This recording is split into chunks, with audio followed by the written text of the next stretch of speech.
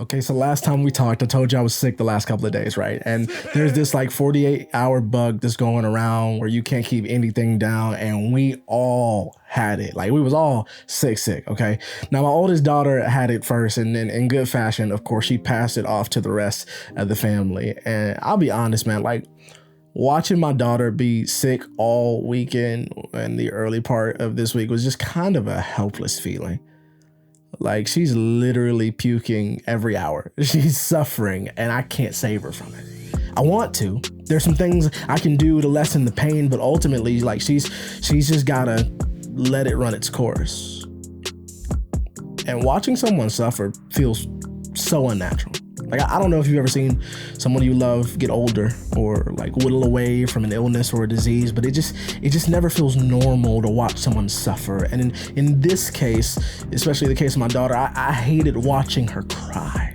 Like I hated watching her be sick. And every time she groaned or cried, like I was right there with open arms to comfort her. And those moments really remind me of the heart of the Father. Like I'm so reminded of the love of God in those moments because that's exactly how he is with us. Like his presence with us in the midst of suffering, that is exactly who he is and what he does. It's his attentiveness to us when he cries, like when we cry for me, like his attentiveness to us when we shed tears. He's a good father who sits with us in our suffering and then guides us through it. And I was reading through Psalm 9 and while everybody was sick, and I came across this verse that just kind of struck me.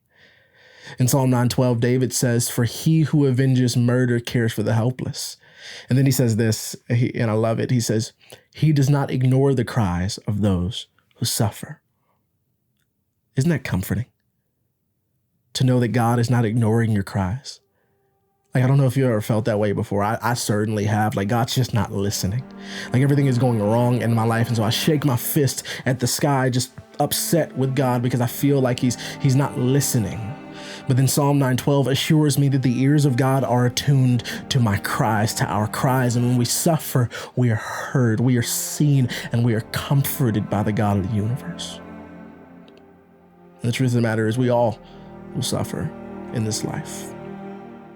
And so all of us, when we suffer, our cries are heard. The Bible tells us that God is with us. And so not only is he not ignoring our cries and our tears, but he's there to walk us through the suffering that we're experiencing. No matter how unnatural it may feel to watch someone suffer, it is unfortunately a part of our world.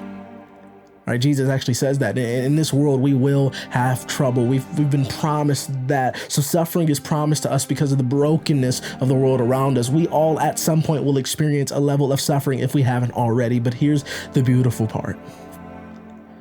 We can trust and know that God hears our cries, that he's not ignoring us, that he hears us and he's with us, and that though we may experience suffering in this world, we can take heart, we can have courage because Jesus has already overcome the world.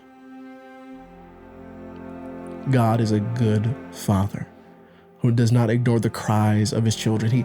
He sits with us in our suffering, and then he guides us through it. It means that God hears your cry. You need to hear that today. You need to know that today. God hears your cry. Maybe you need an awareness of this truth today.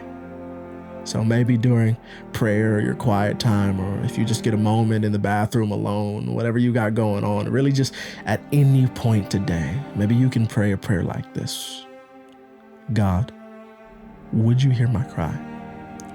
Would you show me tangibly today that you are with me, that you hear me and you see me? And God, would you bring me comfort in the middle of my suffering?